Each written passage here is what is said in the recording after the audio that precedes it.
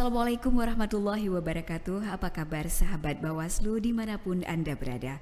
Bersama saya Indayani, kita bertemu kembali dalam podcast Inspirasi, informasi seputar pemilu dan demokrasi.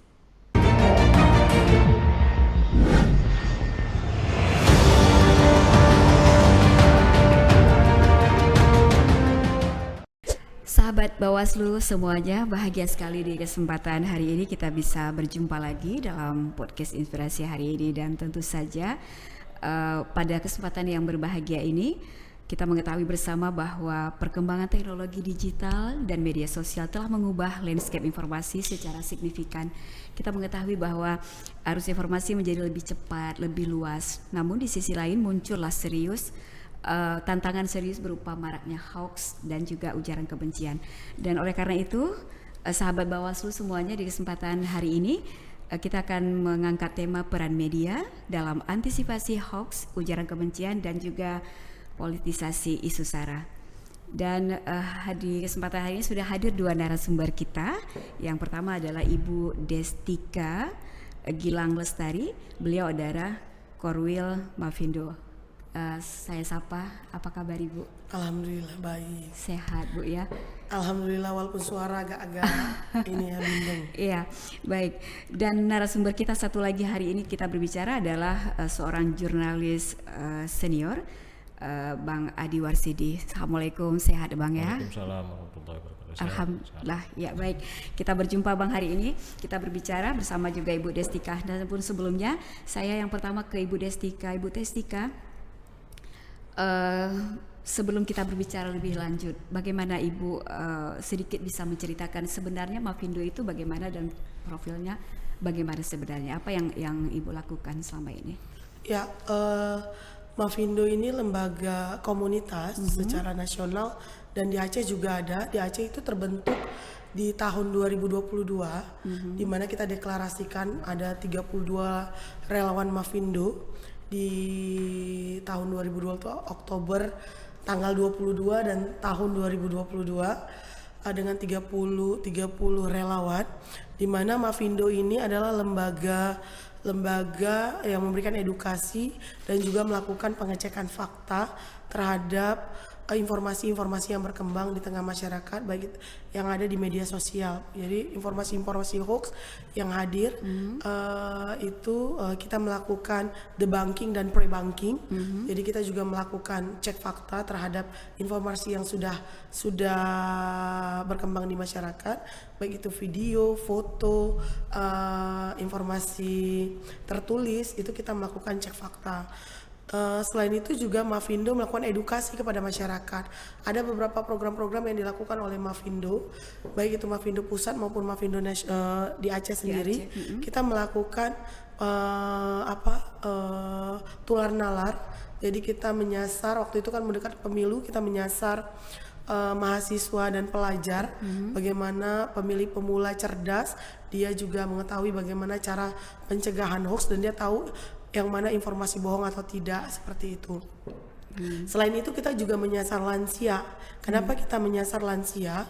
Karena lansia ini adalah yang paling rentan, lansia, terutama lansia perempuan yang paling rentan mengalami persoalan akibat informasi bohong yang beredar, baik itu informasi bohong penipuan maupun juga informasi-informasi bohong di WhatsApp grup. Yang paling banyak tuh WhatsApp, Facebook dan juga TikTok. Itu yang kita lakukan. Jadi ada edukasi, kita juga melakukan kampanye, namanya kampanye pre-bunking.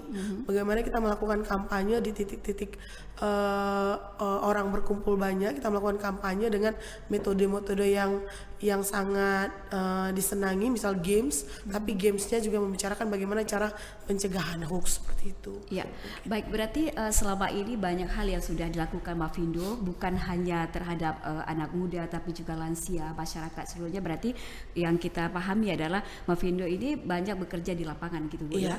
Ya benar. Kalau kita lihat dari sisi media, dari judul kita hari ini Ibu, bagaimana Ibu melihat tren hoax yang berada di media sosial saat ini? Saat ini ya? Iya. Ya kalau saat ini, kalau ini kita bencana ya. Ya, bencana. Jadi kemarin kita juga kita tahu diingat ada penyebaran hoax bencana yang dilakukan orang-orang yang tidak bertanggung jawab, Ya. di mana sehingga membuat ketakutan di masyarakat. PD Jaya kemarin ada orang yang menyebarkan bahwa akan air laut akan naik sehingga orang panik sehingga menimbulkan korban jiwa, yang dimana bapak tersebut kondisinya punya penyakit bawaan, penyakit jantung, karena ketakutan dia harus terburu-buru lari dan segala macam itu sehingga melahirkan korban. Itu sangat disayangkan. Selain itu juga di Birun juga mengalami hal tersebut, banyak orang yang luka-luka akibat penyebaran hoax yang dilakukan orang-orang tidak bertanggung jawab. Tapi alhamdulillah memang polisi bergerak cepat menangkap orang-orang yang tidak bertanggung jawab yang punya kepentingan lain di balik dia menyebarkan informasi bohong tersebut. Ya, berarti antisipasi yang dilakukan oleh Mafindo selama ini sudah berjalan dengan baik ya Ibu ya? Alhamdulillah, tapi alhamdulillah berjalan dengan baik. Tapi kalau kita mau melihat penyebaran hoax itu 10 kali lebih besar daripada proses kita melakukan debunking. Pengecekan fakta, dia lebih cepat penyebaran informasi bohongnya. Tapi ini kemarin kita juga diminta oleh Kemendikti, mereka melakukan sosialisasi di desa-desa. Kita diminta jadi narasumber untuk ngomongin tentang literasi digital, ngomongin tentang pencegahan hoax juga dalam literasi digital. Gimana masyarakat cakap memegang alat komunikasi HP, tapi dia tidak tidak termakan menjadi korban informasi bohong seperti itu. Iya, baik. Sahabat Bawaslu semuanya, kita masih berbicara tentang peran media dan juga antisipasi hoax, ujaran kebencian di kesempatan siang hari ini. Dan saya kali ini ke Bang Adi Warsidi, seorang jurnalis senior yang tentu saja memahami hal tersebut ya. Bagaimana Bang kalau kita lihat tantangan media menghadapi arus utama dari era informasi ini? Bagaimana tantangan yang media hadapi ini? Cukup banjir sekali informasi-informasi. Iya. Informasi hoax yang membuat yang tantangan paling besar bagi media itu adalah media itu sendiri tidak sanggup membendung isu itu. Media fungsi pers kita tahu bahwa bukan hanya soal memberikan kontrol sosial, hiburan, tetapi juga melakukan edukasi. Seberapapun besar edukasi yang dilakukan oleh media itu tidak sanggup membendung hoax kalau misalnya masyarakat sendiri tidak menyadari. Karena media itu, kalau media massa itu kan bermainnya kan di arus mainstream. Jadi media massa yang mainstream dia berbeda dengan media sosial. Media sosial memang sebagian besar menjadi informasi awal bagi media mainstream atau media massa. Tapi tanggung jawab dan proses hukum kalau misalnya terjadi penyebaran hoax di dua media ini, media massa dan media sosial ini, dia beda, penanganannya beda. Kalau media massa itu kan lebih merujuk kepada undang-undang pers. Kalau misalnya 1-2 kemudian tanpa sengaja ya melakukan penulisan berita yang hoax, mereka itu bisa meminta maaf dengan cepat, bisa menarik berita itu. Tetapi kalau media sosial tidak bisa. Dan mereka kalau misalnya terjadi penyebaran hoax itu implikasi hukumnya ke Undang-Undang ITE. Jadi Undang-Undang ITE ada ujaran kebencian, penghinaan dan lain sebagainya itu ke Undang-Undang ITE, jadi bukan ke Undang-Undang pers. Ini kemudian yang membuat media sosial ini sulit sekali dikontrol. Tidak ada satupun hukum kemudian yang istilahnya melindungi atau memayungi ataupun mengendalikan media sosial. Tidak ada. Tetapi kalau misalnya terjadi implikasi atau misalnya terjadi pengaduan, karena kalau hoax ini kan pencemaran nama baik, dan hoax itu kan delik aduan, dia tidak bisa polisi terus kalau misalnya memproses seperti itu ya, bisa, dia harus ada delik aduan dulu. Makanya kemudian ya yang dikaitkan dengan Undang-Undang ITE, tetapi tidak ada undang-undang lain misalnya yang membuat bagaimana mengendalikan ini, belum ada. Kalau kita lihat perkembangan yang media sosial, tadi kan Bang Adi mengatakan kalau ini ada undang-undang pers, kemudian di sini ada media sosial yang tidak bisa diinikan sembarangan begitu ya. Kalau kita lihat dua ini Bang ya, apa yang paling berat yang dihadapi oleh masyarakat sehingga kan masyarakat ini harus memilih dan memilah mana informasi yang benar-benar yang itu, bagaimana caranya itu? nggak ada. Masyarakat sendiri menginginkan hoax. Oh, suka gitu Perkara kan? itu mereka suka. Masyarakat di daerah-daerah yang demokrasinya masih sangat hancur seperti ini, mereka itu menyukai hoax. Karena hoax ini dia bukan hanya menyasar orang-orang awam. Dia diciptakan oleh orang-orang yang sangat pintar. Dia tidak hanya mempengaruhi orang awam, tetapi juga orang-orang yang berpendidikan tapi fanatik, mereka juga termakan dengan hoax. Berapa kali misalnya kita lihat di dalam pesta demokrasi, di dalam pemilu itu yang penyebar hoax Itu yang dilakukan di WA, di WhatsApp group itu ada sebagian orang-orang yang memang sangat pintar. Mereka tahu gitu ya? Mereka tahu bahwa itu hoax, tetapi mereka ikut menyebarkan. Karena apa? Mereka setuju dengan apa yang disebarkan itu. Jadi mereka paham bahwa ini hoax. Mereka tidak perlu mengecek.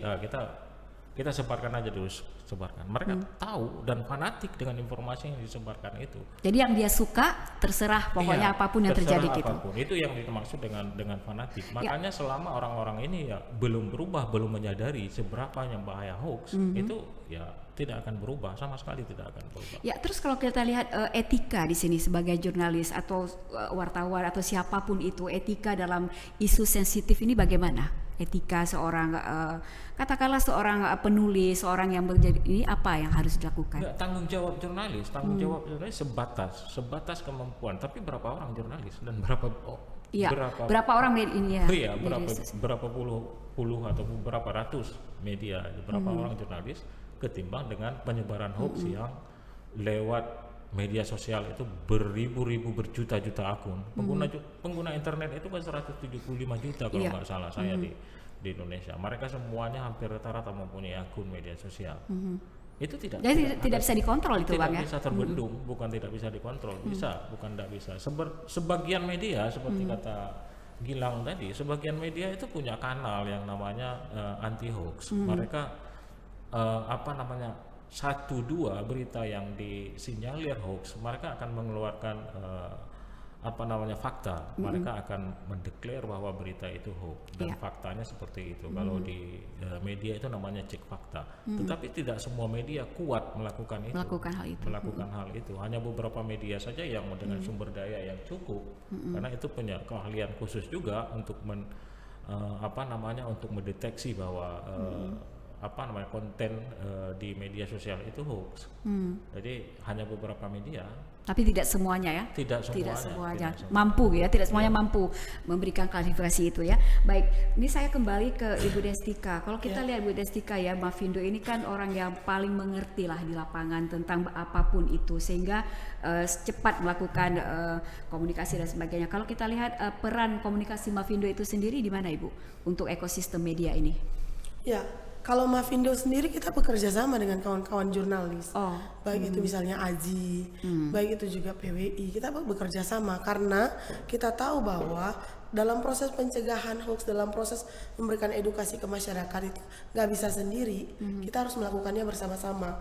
Misalnya kayak di Banda Aceh sendiri, AJI dan Mavindo dan kawan-kawan CSO lainnya itu punya koalisi bersama untuk proses pencegahan hoax pemilu yang lalu. Jadi pada saat kita mendapatkan informasi hoax, kita bersama-sama nih. Misalnya Mavindo punya peran untuk melakukan pengecekan fakta, kawan-kawan jurnalis kan juga punya yang bisa cek fakta. Siapa yang akan mengambil peran tersebut dan siapa yang akan melakukan kampanye. Jadi peran bersama itu kita lakukan bersama gitu, bersama kawan-kawan media dan juga kawan-kawan lainnya seperti itu. Ya, kalau kita lihat sedikit tentang isu SARA nih Bu ya, kan banyak juga bukan hanya hoax tapi juga isu SARA yang mengarah untuk sesuatu yang tidak diinginkan. Pola politisasi isu SARA itu di ruang digital bagaimana kalau menurut Ibu? Kalau isu SARA paling banyak tuh kalau kita lihat pada saat pesta demokrasi yang lalu, di pemilu yang lalu dan juga pilkada yang lalu.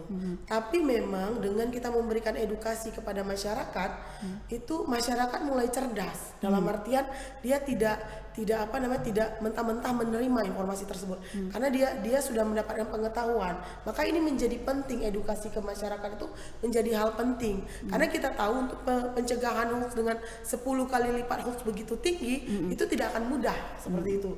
Hoax lebih banyak daripada orang yang mengecek fakta tersebut, karena pengecekan fakta kan pakai toolsnya yang memang itu harus seharian penuh kita melakukan pengecekan fakta dengan detail. Itu ada orang-orang yang memang khusus melakukan pengecekan fakta terhadap informasi bohong yang hadir, baik itu di platform TikTok, yang video, yang foto, yang juga tulisan, misalnya seperti itu, berita-berita yang bukan berita media mainstream, bukan berita dari jurnalis itu tersendiri. Maka kalau kita itu memakainya bukan berita bohong, karena kalau berita itu diverifikasi kan Bang oleh jurnalis yang buat, kita tahu dia punya mekanisme kode etik, punya semuanya. Jadi hoax itu informasi bohong yang beredar seperti itu, yang memang dibuat oleh orang-orang tidak bertanggung jawab.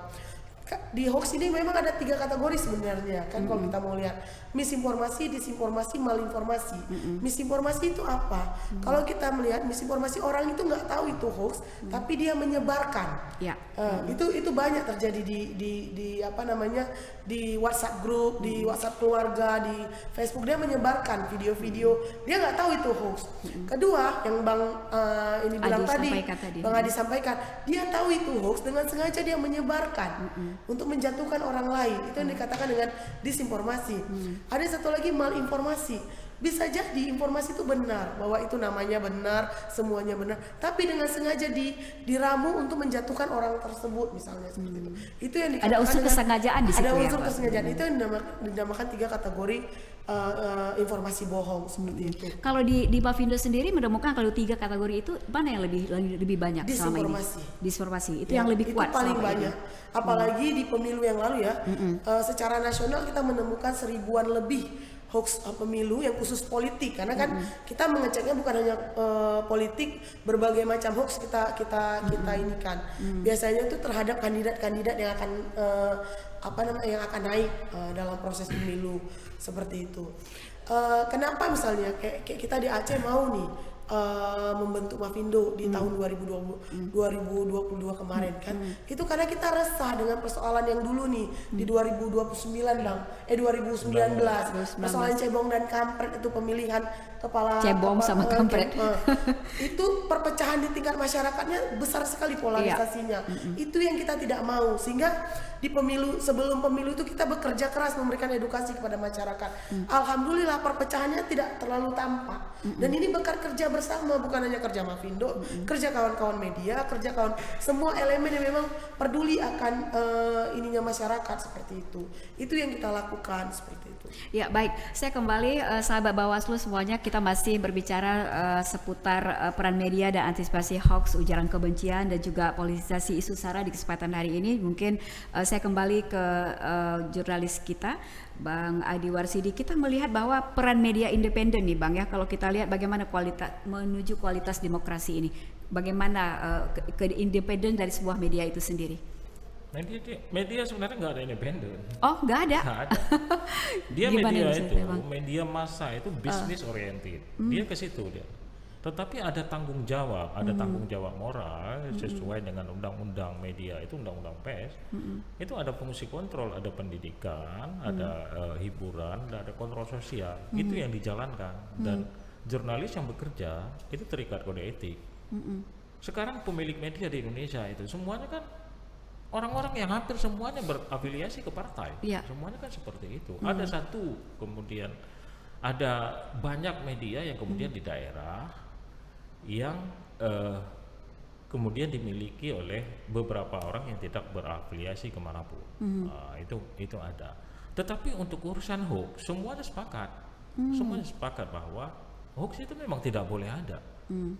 Apakah pekerja mereka kemudian atau tim ses yang berada di balik media kemudian menyebarkan hoax dengan cara yang lain, itu terserah. Tapi lewat media tidak boleh. Pada dasarnya tidak boleh, tidak dibenarkan itu. Tidak boleh lewat media massa ya, media massa, media mainstream. Itu tidak boleh. Mereka harus bagaimanapun membunuh hoax atau memberantas hoax, itu harus bagaimanapun caranya.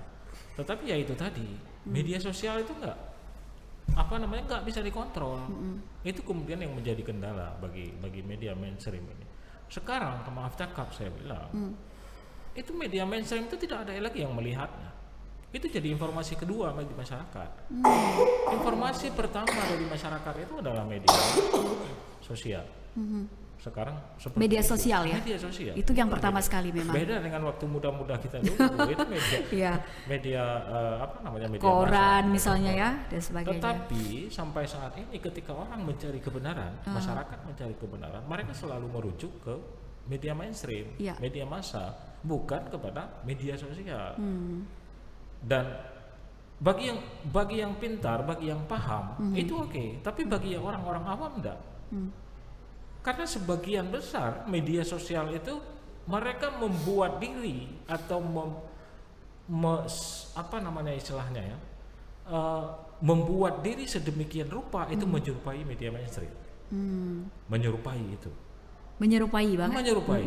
Mereka, padahal tidak gitu ya. Padahal itu mereka media sosial, Iya, bukan padahal media massa. sosial, Mereka punya kanal berita, punya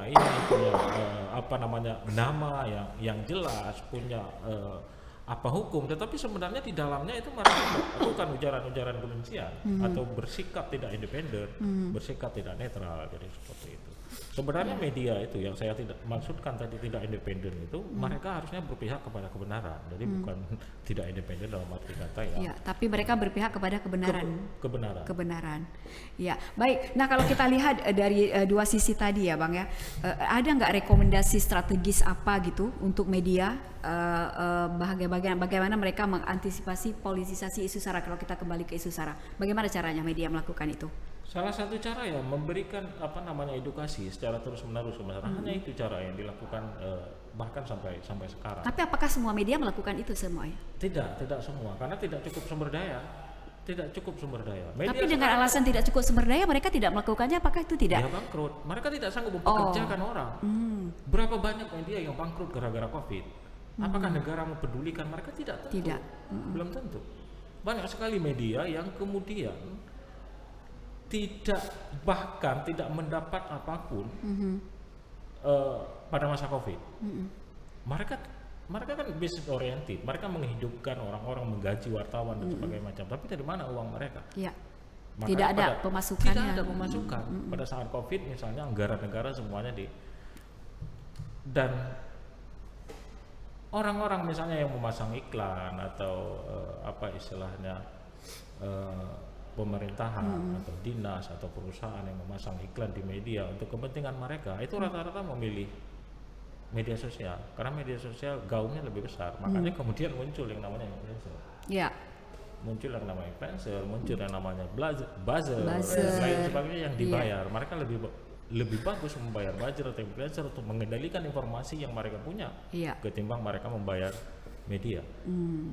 Tadi seperti itu, makanya ya berapa banyak media bangkrut pada saat Covid misalnya. Banyak sekali. Tidak ada kepedulian sama sekali kalau kita lihat ya. Kurang ya. Jangan bilang kita ada tidak, tapi itu kurang ya gitu ya. Tapi kan media juga seperti ya Bang Adi bilang tadi bahwa mereka juga harus hidup, harus menggaji karyawannya, mereka juga harus dari sisi lain juga mereka harus memberikan berita-berita yang aktual kepada masyarakat gitu ya. Kalau kita lihat dari sisi itu yang dilakukan, apakah ada Bang penguatan literasi media itu sendiri? Penguatan literasi media mereka apa yang terjadi di media mereka gitu? Ya ada sebenarnya ada, tetapi kan sebatas kemampuan. Iya. Kan tidak bisa dipaksakan. Banyak misalnya lembaga-lembaga luar negeri yang kemudian peduli kepada media di Indonesia. Mereka melakukan itu. Misalnya ya AJI misalnya. Kalau Indo saya tidak tahu apakah ada menerima dana dari luar, saya tidak tahu. Tapi kalau AJI misalnya organisasi seperti AJI, PWI, IDTI, PFI dan juga organisasi perusahaan media atau serikat media, mereka kerap menerima dana dari luar negeri atau bantuan dari negeri berupa pelatihan-pelatihan dan penguatan literasi. Itu sering sekali. Termasuk salah satunya soal bagaimana tentang menguatkan literasi media. Literasi media dan juga soal-soal cek fakta ini. Cek fakta itu. Bagian cek fakta itu kan misalnya AJI itu kan bekerja sama dengan beberapa media di luar. Yang dilakukan misalnya saat pemilu kemarin. Saya kebetulan di AJI nasional, pengurus haji nasional di Haji Indonesia. Kemarin itu juga di Aji Barajaya kita buat posko pengaduan soal hoax pemilu. Jadi masyarakat yang merasa ada menerima berita hoax, kita terima pengaduan, kita catat dan kita kita sampaikan bahwa informasi itu tidak benar. Tidak benar gitu ya. Tapi kalau kita menerima, misalkan media itu menerima pengaduan dari masyarakat, kemudian apa yang kemudian dilakukan oleh media memberikan pendidikan kepada masyarakat itu sendiri bahwa ini hoax, ini apa, itu bagaimana caranya? Media itu memberikan informasi kepada masyarakat tersebut. Kan tadi kita menerima gitu. Imbasnya bagaimana? Itu menerima, kemudian setelah itu dicek fakta yang beredar misalnya di akun media sosial, kita cek apakah itu benar atau tidak, itu kita cek. Ketika misalnya diklaim tidak benar, maka kemudian berita itu dibuat semacam kronologis atau semacam rilis berita, kemudian disebarkan ke kawan-kawan media untuk dinaikkan. Dan juga melalui media-media sosial yang dimiliki oleh media dan organisasi untuk disebarkan sehingga informasi tersebut sampai ke masyarakat. Ya, itu kalau dari segi media. Saya kembali ke Ibu Destika ya. Kalau Ibu Destika, kalau segi media tadi Bang Adi sudah menjelaskan banyak hal bagaimana kita cek kemudian menerima dari masyarakat. Kalau dari segi Mavindo sendiri yang berada di katakanlah lebih banyak di lapangan mengerti tentang ini, bagaimana literasi digital masyarakat yang bisa membantu masyarakat untuk hal ini? Ya, kalau Mavindo sendiri tadi saya bilang edukasi itu kita lakukan. Kita juga menerima pengaduan dan kita melakukan pengecekan fakta. Kalau di Mavindo sendiri itu ada nomor WhatsApp yang memang kita bisa masyarakat dengan mudah. Ya, ini yang kita sering bagikan ke masyarakat yang mudah untuk mengecek berita itu hoax atau tidak. Jadi kalau kita masukkan nomor WhatsApp, kita simpan, kita kasih berita yang kita dapat, misalnya di link mana, kita masukkan ke sana, dia akan dapat ini hoax atau tidak. Dia biasanya kalau yang sudah tercek itu akan keluar. Selain itu juga Mavindo kita punya turunback.com. Turunback itu IG yang dimana kita bisa lihat berita-berita yang sudah didebunking oleh kawan-kawan pengecek fakta. Jadi masyarakat itu bisa melihat seperti itu. Dan kita ada outline waktu pemilu yang lalu juga punya outline nomor laporan. Kita terima banyak laporan dari masyarakat, kita melakukan pengecekan fakta dan kita kampanyekan bahwa laporan-laporan tersebut yang hoax apa saja dan segala macam itu kita lakukan di Mavindo sendiri seperti itu. Ya, tapi saya yang menarik tadi ada kolaborasi gitu ya antara Mavindo juga kemudian pers di sini, teman-teman dari media gitu ya, memperkuat kolaborasi ini antara media, komunitas pemeriksa fakta dan masyarakat itu sendiri. Menurut Mbak Destika apa yang akan dilakukan? Iya, itu sangat penting. Karena sampai sekarang juga selesai pemilu kita juga tetap kerja kolaborasi dengan kawan-kawan Aji misalnya. Kita tetap kerja kolaborasi.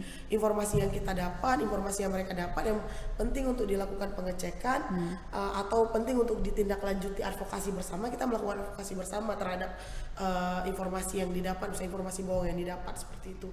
Itu hal penting untuk dilakukan dalam proses pencegahan hoax di masyarakat. Seperti itu. Kayak dibilang tadi, kalau Mavindo sendiri kita mendapat dana dari Google. Dari Google untuk edukasi, untuk pengecekan fakta, kita dapat dana lumayan besar dari Google. Dan juga kawan-kawan Aji juga nggak salah dapat dari Google juga. Jadi kolaborasi di Aji nasional dengan Aji daerah dan Mavindo nasional dengan Mavindo daerah juga berjalan. Sinkron gitu ya, Mbak Destika ya. Ya, saya mungkin di part yang ini untuk Bang Adi. Bang Adi, kita melihat ya, bagaimana menurut Bang Adi, adakah peningkatan kesadaran publik terhadap bahaya hoax ini? Kalau kita lihat sekarang? Iya, peningkatan ada emang. Kita akui ada, kalau misalnya dibandingkan pemilu ke pemilu ya. Pemilu 2019 ke pemilu 2024 ada peningkatan. Artinya apa? Ya, masyarakat semakin pintar untuk menerima informasi dan memilah informasi, dan kemudian tidak menyebarkan kalau misalnya mereka belum memastikan bahwa itu hoax atau bukan. Ke depan saya yakin dengan semakin kuatnya literasi bermedia sosial yang baik, itu saya akan yakin masyarakat minimal akan semakin paham. Tapi ukurannya ya memang selalu dia hoax, ukurannya itu selalu di pemilu sebenarnya. Banyak gitu ya, banyak sekali. Penyebaran hoax paling tinggi itu ya selama musim pemilu. Memang 5 tahun sekali memang. Sepertinya itu musiman dan itu biasa ya bagi orang-orang untuk merasakan hoax itu ya. Kalau kita lihat ya. Karena yang membuat hoax itu kan orang-orang pintar. Iya, menciptakan Hoax itu orang-orang pintar yang kemudian ingin supaya calonnya itu menang, dan mereka membuat hoax disebarkan supaya calonnya itu menang dan calon yang lain bisa dibenci oleh masyarakat. Memang selalu tadi menghalalkan segala cara gitu ya, Bang. menghalalkan segala cara. Ya begitu memang demokrasi di kita seperti itu. Di luar tahun pemilu, hoax itu jarang sekali. Kalau misalnya bencana kemarin, kalau bencana tsunami itu masih banyak yang dulu itu. 20 tahun yang lalu, 20 tahun yang lalu kemudian ada beberapa kali terjadi kalau misalnya hoax di saat bencana misalnya. Itu enggak terlalu banyak.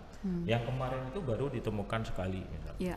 Tapi tidak terlalu tinggi gitu ya. Tidak terlalu tinggi, penyebaran tidak terlalu tinggi karena orang sadar bahwa itu hoax, jadi tidak menyebarkan, dan kemudian aparat penegak hukum juga bertindak cepat. Tetapi kalau di pemilu itu tidak. Sebenarnya seperti pembiaran gitu ya, sampai ada pemilihan gitu ya. Kalau misalnya kalau misalnya kita bilang pembiaran ya tidak benar juga. Tetapi ya semuanya memang semuanya sudah menciptakan hoax, memang sudah membuat hoax, dan makanya penyebarannya kemudian sangat tinggi. Coba lihat misalnya di tahun-tahun setelah pemilu atau kejadian-kejadian yang lain selain di dalam pesta demokrasi, nyaris tidak ada hoax. Nyaris tidak ada. Nyaris nyaman-nyaman aja. Iya, kalau misalnya pun ada, itu cepat sekali tertangani. Bisa diselesaikan dengan segera ya. Cepat sekali tertangani. Saya rasa demikian. Iya, baik. Untuk yang terakhir ini mungkin untuk Ibu Destika, kalau kita lihat Mafindo sendiri sudah bekerja memberikan sesuatu yang terbaik lah untuk masyarakat gitu ya, dengan versi Mafindo. Kalau kita melihat penilaian orang tidak ada yang puas gitu ya, karena orang pasti akan melihat oh ini kan karena Anda bicara seperti ini. Nah, kalau kita lihat di penghujung ini pembicaraan kita, Mbak Destika bisa memberikan satu sedikit kesimpulan tentang bagaimana sih sebenarnya kalau Mafindo sendiri melihat perannya dalam antisipasi hoax ini, supaya memang kita meminimalisir lah hal ini. Ya, silakan. Mungkin ya sebelum peran penting sekali edukasi kepada masyarakat itu menjadi hal penting. Kita tahu misalnya kita melakukan edukasi di tingkat masyarakat kan, tingkat masyarakat di Aceh. Apalagi Aceh ini kan balutan syariat Islam. Ya. Jadi edukasi yang kita lakukan Mafindo sendiri itu punya strategi. Dalam artian kalau kita mau melakukan edukasi tentang pencegahan hoax, itu kita memakai beberapa ayat-ayat Al-Quran yang memang itu di dalam misalnya kayak surat Al-Hujurat ayat 11 itu mengatakan tentang bahwa apabila ada seseorang datang memberikan informasi, maka tabayunlah, carilah informasi, benar nggak informasi, verifikasilah dulu informasi tersebut. Itu dalam Al-Quran misalnya seperti itu. Itu kita inikan, itu akan lebih masuk ke masyarakat dalam proses memahami memberikan edukasi gitu informasi bohong tersebut. Selain itu kita juga di Aceh sebenarnya sudah punya penetapan MPU Bang. Penetapan fatwa MPU nomor 6 tahun 2018 tentang hoax itu adalah haram. Kan gitu dia. Hoax itu haram. Kita juga menyampaikan hal tersebut, fatwa MPU tersebut, bahwa mungkin fatwa ini tidak disosialisasikan secara baik, mungkin belum, tapi kita mencoba mensosialisasikan fatwa tersebut, karena kalau yang haram itu nggak boleh dilakukan sama sekali, penyebaran informasi bohong tersebut, hoax tersebut. Selain itu kita pakai undang-undang ITE juga. Kenapa yang pasal 28 itu? Karena gini, kayak Bang Adi bilang tadi bahwa hoax ini kan delik aduan. Ada yang mengadu maka akan diproses oleh pihak kepolisian misalnya seperti itu. Di masyarakat juga kita akan bilang 3 kategori tadi.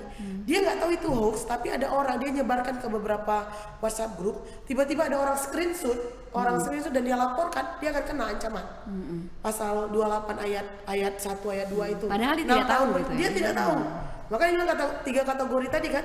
Kalau yang udah tahu tadi disinformasi ya memang dia dengan sengaja kan menyebarkan. Jadi kalau ada orang yang tiba-tiba kita sebarkan, kita nggak tahu informasi itu bohong, kita sebarkan di media sosial, kita sebarkan di WhatsApp grup, kita sebarkan di IG, kita sebarkan di TikTok misalnya seperti itu. Itu kalau ada orang yang men-screenshot melaporkan, maka dia akan kena aturan undang-undang ITE. Hal itu juga kita sampaikan kepada masyarakat. Selain kita mengajarkan apa sih ciri-ciri hoax itu sendiri, misalnya ciri-ciri hoax yang beredar, baik itu hoax di tulisan maupun hoax video maupun foto. Habis itu kita ajarkan hal sederhana yang tadi yang bisa cek, misalnya cek fakta, bisa lihat di cekfakta.com, bisa lihat di turnback.com, bisa lihat di Kominfo juga ada, yang punya pemerintahan juga ada. Kita bisa lihat di kawan-kawan kanalnya, kawan-kawan media. Kita juga berikan. Jadi punya si masyarakat tuh punya pilihan-pilihan untuk melihat berita itu bohong atau tidak seperti itu. Baik, untuk Bang Adi Warsidi, mungkin di penghujung kebersamaan kita di hari ini, Bang, apa yang ingin disampaikan tentang bagaimana sih sebenarnya media punya peran yang luar biasa mengantisipasi hoax, yang tadi sebenarnya Abang sudah sampaikan bahwa hoax ini hampir nggak ada kalau bukan waktu pemilu atau ya pemilihan apapun gitu ya. Kemudian kalau kita lihat polarisasi isu sara dan kebencian, ya apa sih Bang yang harus dilakukan? Ini mungkin statementnya. Sebenarnya masyarakat harus diajak ikut melawan hoax, karena saat ini masyarakat kalau tahu itu hoax, dia tidak akan menyebarkan, tidak akan mengatakan bahwa itu hoax. Itu yang terjadi, tetapi mereka membaca, menikmati isu hoax itu. Misalnya di dalam sebuah grup misalnya, kalau misalnya isu itu hoax, itu disebarkan. Tetapi kalau misalnya ada 1-2 orang yang kemudian menyampaikan bahwa itu hoax, dia tidak menyebarkan lagi bahwa itu hoax. Itu yang terjadi. Tetapi bagaimana masyarakat kemudian, masyarakat seperti itu kita sadarkan bahwa mereka juga mau melebeli bahwa berita yang didapat itu adalah hoax. Itu sebenarnya yang sangat perlu dilakukan. Kalau media, saya rasa ya maupun lembaga-lembaga yang yang berafiliasi untuk anti hoax, saya rasa sudah berbuat maksimal sebatas kemampuan mereka. Tetapi ya masyarakat ini tadi yang kemudian literasi rendah, tidak mau membaca, tidak mau peduli gitu Bang ya. Jadi bagaimana kita membuat masyarakat peduli, ya salah satunya ya dengan cara-cara yang disebutkan Destika tadi. Kita juga mengajak tokoh-tokoh agama, tokoh-tokoh masyarakat, dan tokoh-tokoh adat dan lain sebagainya, supaya memasukkan informasi-informasi yang berkenaan dengan hoax ini di dalam setiap rapat desa, pertemuan mereka dengan masyarakat dan lain sebagainya. Jadi masuk ke dalam model-model yang seperti itu. Kalau di sekolah-sekolah sudah masuk. Sudah masuk, ya. Walaupun itu tidak masuk dalam kurikulum ya, tetapi masuk. Ya. Di dalam setiap pertemuan guru dengan murid sudah masuk, dilakukan. Sudah dilakukan. Makanya kemudian banyak generasi muda yang sudah melek, sudah paham soal hoax. Tetapi generasi-generasi yang awam dan satu lagi yang fanatik ini yang fanatik susah ya Bang ya? Susah, yang agak membandel. Iya. Jadi seperti itu. Jadi harus dari segala sisi dan segala lini kita berusaha supaya memberantas hoax di kemudian di media sosial ya. Baik. Ibu Destika Gilang Lestari, terima kasih banyak atas informasinya dan juga bincang-bincang kita di kesempatan hari ini. Semoga apa yang kita lakukan hari ini, sahabat Bawaslu bisa mendengarkan dan juga bisa mengambil satu pembelajaran bahwa kita selalu tidak pernah berhenti ya dari komunitas apapun untuk selalu membuat masyarakat kita ini mengantisipasi sesuatu yang tidak benar, dan juga apalagi mengarah ke ujaran kebencian yang membuat kita ini hidupnya kita tidak nyaman. Terima kasih banyak Ibu Destika, dan juga sekali lagi jurnalis senior kita Bang Adi Warsidi, terima kasih banyak sudah hadir dan sudah juga berdiskusi bersama kita di sini. Semoga apapun yang kita bicarakan hari ini, kita berharap kita sendiri adalah seorang yang katakanlah pelaku bisa memberikan yang terbaik untuk masyarakat. Ya baik, sahabat Bawaslu dimanapun Anda berada, demikianlah rangkaian acara podcast kita di kesempatan hari ini bersama saya Indah, dan insya Allah kita bertemu kembali di lain waktu dan kesempatan dalam podcast Inspirasi, informasi seputar pemilu dan demokrasi. Assalamualaikum warahmatullahi wabarakatuh. Waalaikumsalam warahmatullahi wabarakatuh.